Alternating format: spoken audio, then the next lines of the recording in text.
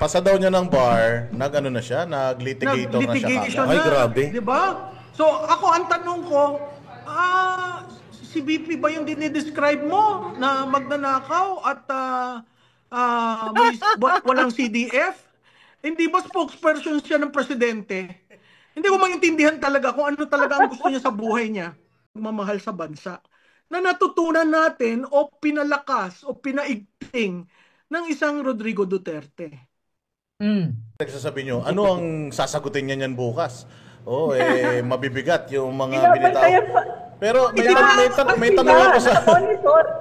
Kanina nagsabi siya na hindi daw niya best friend si Vice President kasi hindi daw siya hindi daw siya magnanakaw at wala daw siyang confidential. Tsaka pasa daw niya ng bar, nag-ano na siya, nag-litigator na siya kagad. Ay, grabe. Diba? So ako, ang tanong ko, si BP ba yung dinidescribe mo na magnanakaw at walang CDF? Hindi ba spokesperson siya ng presidente? Hindi ko maintindihan talaga kung ano talaga ang gusto niya sa buhay niya. Binangga pa talaga sa'yo. Meron pa akong isang gustong itanong. Talaga binangga doon sa debate niya sa Channel 5. Sabi ko, nung makita ko nga sa social. Kakatawa! Si Malu ba talaga ang pinagtitinapat dito kay Ate Claire? Sabi ko, sus Mariosep. Wala naman akong sinabi. Sinabi ko lang, itanong natin kay Yusek. Hindi yata na naiintindihan kung ano role na yan. May sabihin lang ako, Sige po. Konting kung DDS ba ako, di ba? Obviously, DDS ako. Pero nung nanalo si PRRD, one week after niya manalo, tinawagan ako para sumali sa team niya. But it took me 8 months to say yes. Kasi, katulad nating lahat dito, nag-iisip talaga ako, no? Kasi gusto ko makita. Baka naman ibibigay ko yung buhay ko, tapos magnanakaw ka pala, di ba? Kasi kilala ko sarili ko Nabibigay ko talaga lahat dito kasi tatay ko public servant So alam ko kung ano yung public servant, hindi rin magnanakaw tatay ko, tapat, di ba, etc. Ayoko maging public servant, ang hirap-hirap ng buhay na yan, di ba? Ganda-ganda na practice ko sa medicine, ang dami-dami kong pera, sayang, di ba? Pero 8 months talaga tinignan ko talaga. Tapos ngayon, wala na. So, nakita ko totoong presidential. So, sumali ako. Talagang privilege of a lifetime talaga. Ang sarap. Araw-araw na nagtrabaho ako. Kasi work with and for the poor all my adult life, di ba? Tapos, hanggang ngayon, hindi na siya president. Tuloy-tuloy pa din kami, no? So, katulad sinabi ni Malu, ano ba yung shared ground? Pagmamahal mo sa bayan, yun. Siya yun PRRD yun Siya talaga nagmamahal sa bahay. Punta ka sa bahay niya. Sigurado ka, hindi nagnakaw talaga ito. Diba?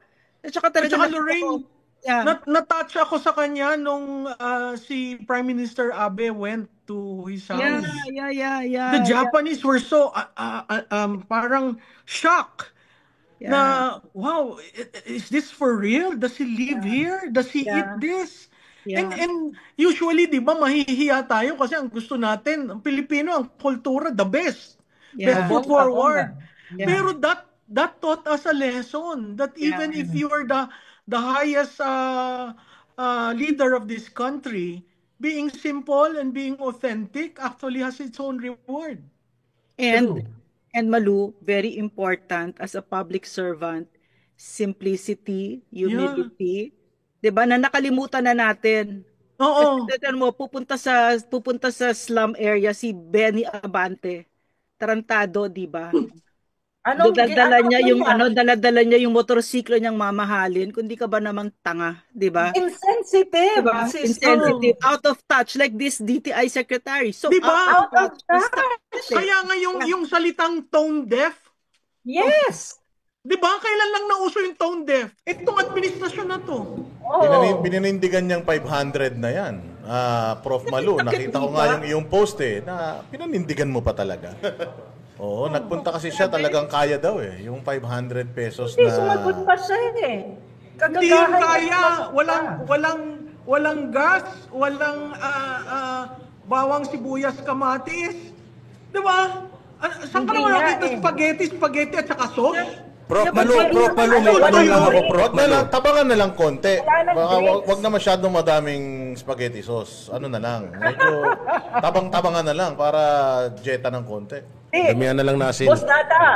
Boss Dada, ganito yon. Okay, may spaghetti ka with complete, anong tawag niya, yung hotdog, may tomato sauce, or hindi nga tomato sauce kasi hindi mo kayang tomato sauce sa 500 eh. Yung ketchup and all, nagkagawa ka. Ang problema mo, wala kang pantulak, wala kang drinks. So, mabubulunan ka. Dahil ang 500, hindi ka kasya sa isang Coke. Na Yeah, but that it very Prof. clearly mirrors the heartlessness of Bongbong Marcos towards the poor. Wala Prof. kang Malu, may wala tanong lang kang ako, Prof. katandaan. Malu. Ano yun? Oo, kasi, di ba, medyo nagka-iringan kayo nung best friend mo doon. Napansin ko, parang mainit na talaga ulo niya nung araw na yun. Stress Oo ba nga. siya o baka meron Parang siya, hindi natin parang alam. Agit siya Oo, eh. di ba? Agit na Medyo agit. ibang aura niya nun eh. Before ba nun, ano na siya? Ganun siya ng ganun, Malu. Mainit na ulo? Tsaka nanginginig din yung panga niya nun. Kasi dapat hindi kami magkasabay. Pagkatapos nung time niya, ako dapat yung susunod. Natakot Sinabi pa sa lang- pawan. Sinabi nung producer, ma'am, pwede ka bang kasabay ni Yusek Claire? So sabi ko, sigurado kayo, gumanon ako. Gumanon ako, tapos sabi ko sa kanila, ako okay, tanungin mo siya. Hindi ko alam kung tinanong. So nung pinasok ako sa studio, medyo umiba ang... Parang umiba ang timpla, oo. Baka nung ang nalaman na kasabay problema, ka, ma'am, uminit na ang ulo niya. Baka nung Parang nalaman niya. ganun. Oo. O baka namang sobra lang kinabahan, Mamalu. Kaya wala ganun naman lang ako ano. sinabi. Di Hoy, ba? ano ba mga kasama? Sa hirap ng trabaho niya, ipagtanggol yung kanyang boss. Hirap. Ano ba naman yan? Stress na. No? Palagay ko, Ang nainggit siya sa niya, suot mo. Baka sa get up mo siya nainggit, madam. Hindi, pareho kami nakapulan nun eh. Nakamaroon ako eh. Oo, pareha sila eh. Oo, kaya sabi nila, ba pareho kayo nakamaroon eh. Para kayong ready mag-away. Sabi ko, hindi naman ako nakikipag-away. Kaya napakalumanay ng sagot ko. Tapos sinabi ko na, alam mo, gusto ko siyang sagutin. Pero respeto ko yung tatlong host. Show nila eh. Kinumbida ka lang, bisita ka. So, Bardagulan lang daw, ma'am. Wala namang checkan ng grammar. Pati grammar eh, mali naman talaga. Kaya sabi ko, anong sabi? Yun no. Pero- Hindi naman ako sa... Yeah. Pero Mamalu, dun talagang pinakita niya dun na kung gaano siya kababa, Kasi talagang yung niya, hindi pang music eh. Si Pang Doc Lorraine, palengke. taga-PCO si Doc Lorraine. Oh, yan, Ganyan yan. ba yung standard sa Senate ninyo noong panahon ni Pangulong Duterte? Yan. Diyan sa PCO. Go, Doc. Vanguard, ano yung tanong mo? Hindi, kasi natawa ako kay Malu kasi nakita yung sinabi ni Boss Dada. Pagdating pa lang, nakita mo talagang agitated na siya, di ba, Coach Oli? So, hindi kasi, yun ang ibig ko sabihin. Ito si Yusek Castro, no? Na very dangerous siya eh. Talagang lantarang pambabastos sa Pilipino yung ginawa ni Bongbong Marcos.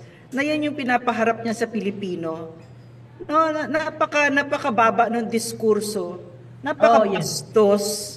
Diba? Tapos stupid. Really stupid yung mga pinagsasabi. Tsaka nagfe-fake news. She's a liar like her alter ego. She's bakit yan ang hinaharap mo? Diba? So, but then again, hindi naman surprising kasi lahat naman sila ganon. Diba? Ganon. The worst spokesperson, the worst president, the worst everything ito mga ito. Talagang everything, no? And what's dangerous to me, when I think of our children, ano ang tinuturo natin sa kanila? No, na okay lang na there's somebody like that defending a drug addict president? Because she dumps down the discourse na anong klaseng kapatid yan na ibinulgar mo yung kapatid mo. It's not like that. But ginagawa ninyong teleserye yan. This is a serious scourge. The Philippines is on the verge, maybe already there, of being a narco state. Diba? And then we're going to talk, you mean to say, kasi pag nasa recovery program ka, which I am na, I have a community of yung mga nagre-rehab. Kaya alam na alam ko yan no, that you should talagang hindi mo dapat pagtatakpan ang kapatid mo or kahit na sinong mahal sa buhay mo. Kung totoong mahal mo siya, etc., etc., etc., etc. You have to educate the people. And yet, what do we hear because of this political opportunists, because of Claire Castro? Pinagtatakpan ang Pangulong drug addict and all his life. Look at this person, weakling, napaka-empty na tao. Umabot sa lahat ng naabot niya sa buhay, naging senator, governor, congressman, etc. Dahil pinagtatakpan siya parate. There was always somebody cleaning up his mess for him. And what do we see now? It's the same thing. Ginamit kasi this is very important. Misleading misinformation. Isa sa mga sinabi niya lately is sa panahon ni BBM, ang ekonomiya ay laging matatag. Imagine that, ang ekonomiya blanket, ang ekonomiya ay matatag. If you're misleading yan, especially if you look at the international level. Kasi masasabi nila, ano bang klaseng gobyerno mayroon ng Pilipinas? Kung titignan mo yung figures, FDI is 40%, the growth is going down and all that, how can it be matatag? So you see how embarrassing it is internationally with that kind of spokesperson, and he speaks for the president. And he doesn't, imagine, she speaks for the president, babae pala yan. She speaks for the president. Kaya, alam mo yon, parang sabi ko, nakakahiya. Kasi if you look at other countries in the region, walang ganyan. Sabi ko, ano bang nangyari?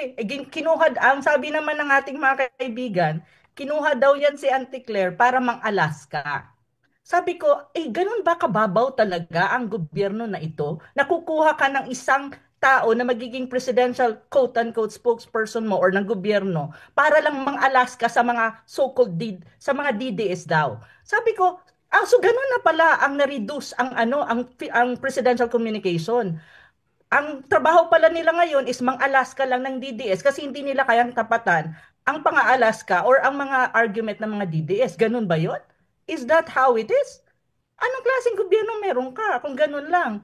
Diba? Parang ang gulo, kasi Malu, Malu, everybody, no? Nagugulat ako talaga dyan sa PCO na yan because it's a very different animal from what we had. Parang kita mo talaga, hindi nila alam ang mandato nila.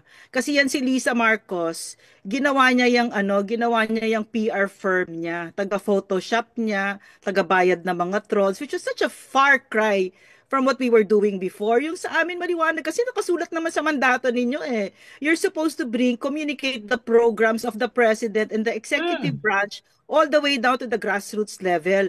Mahalaga yun, napakahalaga nun kasi binibigyan mo ng feelings of wellness yung mga kababayan mo na may parating na ganitong programa ang president, punta kayo dito, ito yung etc. Diba? That information. It's not like that. Sa kanila, sa kanila, it's really, i-photoshop mo yung pagbumuka ng first lady, yung kanyang belly, yung beer belly niya, etc. niya. Family, pala yan? Family communication machine. It's not the country's, communication, supposedly communicating what's going on in government. Pala siya, family-owned na pala siya. In cases of the family, family needs, family defense. Kaya maganda yung magiging hearing ni Senator Robin Padilla tungkol sa paggamit ng trolls. Yun. Kasi from the Tangko-led PR agency, yung Common Sense, at saka may dalawa pa akong alam na gumagawa niyan para sa administrasyon. Tapos sinabi ni BFF ko na wala daw authentic. Nahuli siya dahil yung voice clip ang voice clip ang ginamit ni Senator Robin. So maganda yan para to prove to everyone. At saka uulitin ko, may AI. So yung exchange namin dalawa, ginamit ko si Grok. Tinanong ko, how do you characterize the exchange between Yusek Claire and Malu Tiquia? Sinabi sa akin ni Grok, yung first few minutes, si Studio ang nag-promote. And then nag-take over troll-like behavior of Yusek, blah, blah, blah, and her team. That is Grok. Tapos sinabi, yung DDS mahina daw sa mag-cut at paste. So kung sino ang mabilis mag-edit, siya yung nananalo. And then I subjected that to Meltwater. We have a Meltwater social listening. Okay, yes. Nakita ko rin. Sabi ko, oh my God, talaga nag-pick. Pero dahil troll-like behavior, nag-drop. So they need to sustain that. Unlike yung authentic ng organic ng mga Duterte.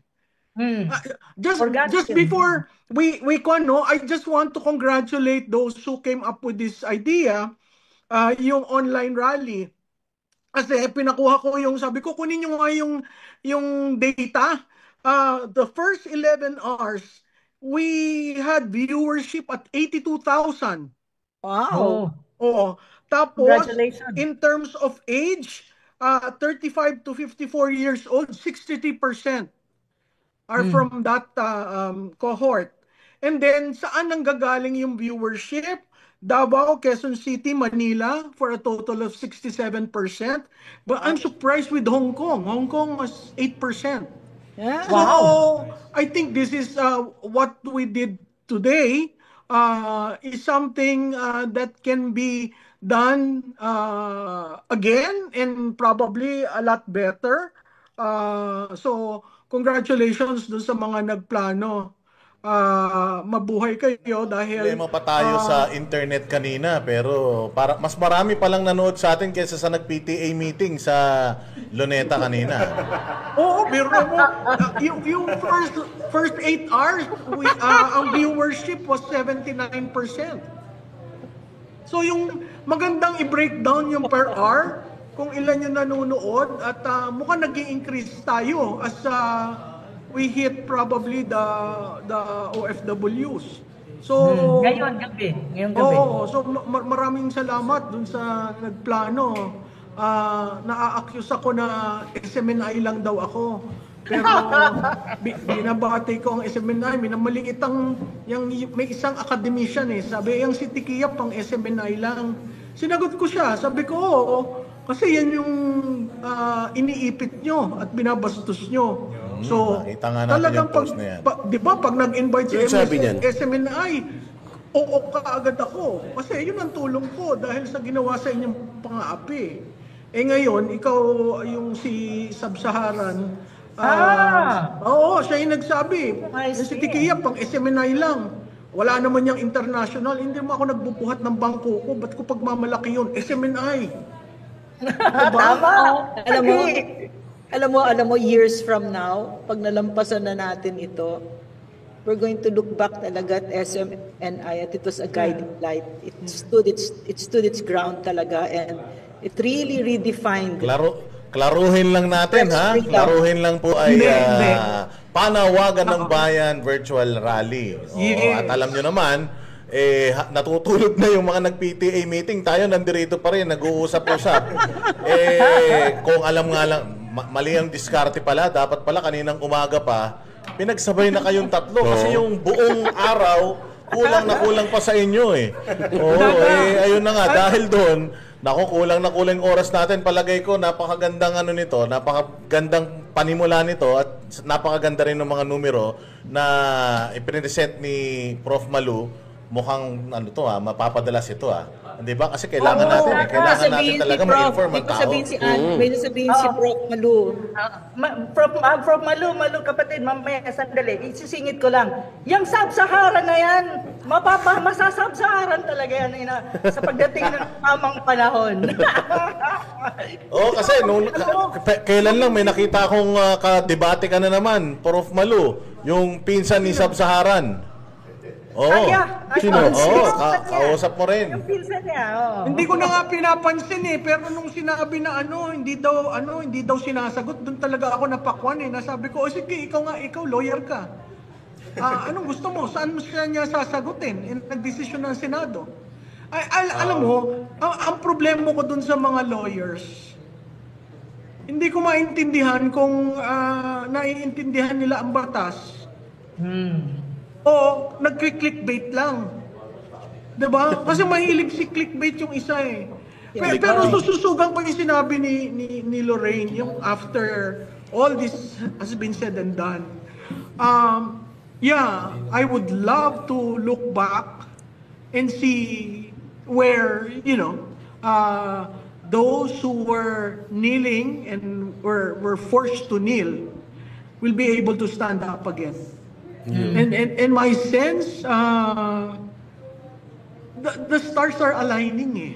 Yeah. Yes, the universe. Diba? So my sense, it will take probably, ako nga sabi ko, gusto ko hanggang December, may nagsabi sa akin, ano ka naman, hanggang Pebrero yan. Ay sabi ko, kahit basta ako, ang position ko ngayon, mag-hair follicle test ka, or resign. Nasa sa kanya eh. Decision niya yon. Ngayon, kung sa tingin mo, hindi mo mahal ang Pilipinas, kaya mo ginagawa ito, I think we deserve a better leader. Agree. Ayun, may chichismis pa sana ako sa inyo eh. Kaya lang, pag marinig ko, baka tumagal pa tayo 3 oras. Ano yung chismis mo? Yung kasama na ng tingin ng mga production natin dito. Chismis mo muna. Kasalanan nila eh. Yun muna before tayo mag-close. Ano yung chismis mo? Mga chismosa kami.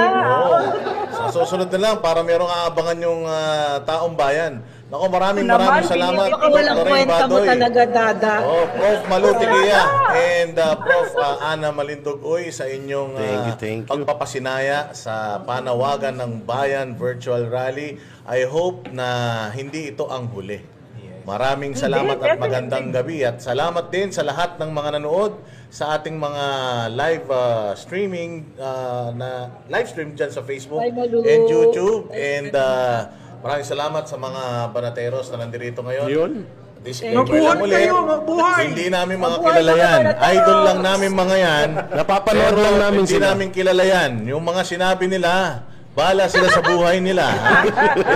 At hindi po ito SMNI broadcast. Nakikita nyo lang kasi yung mga mukha namin na nakikita nyo lagi sa SMNI. Pero hindi po. Ito po ay inisyatibo ng mga concerned citizen na talagang gustong ipaglaban at mahal ang bayang Pilipinas. Magandang gabi at maraming salamat sa inyong lahat. Iyon.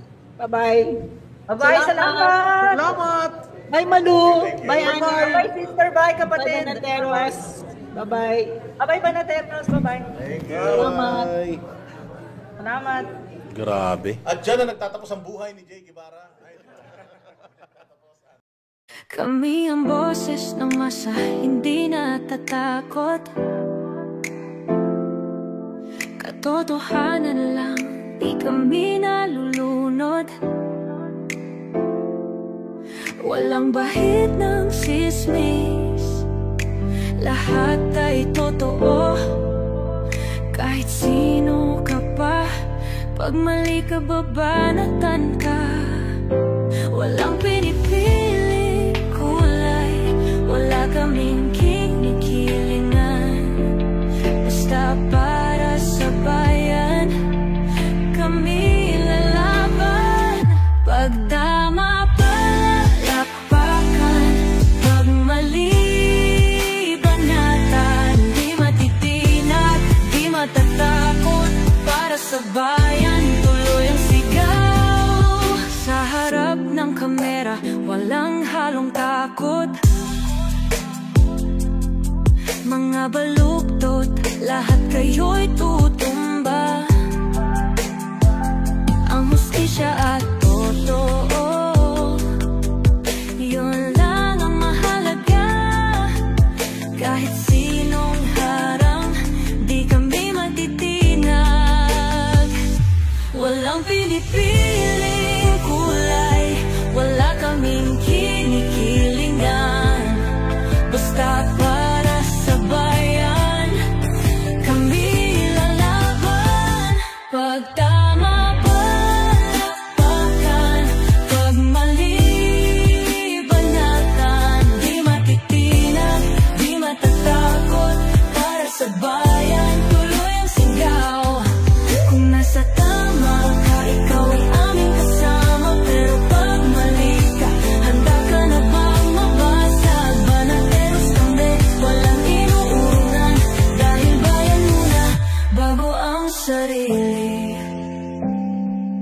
Ooh.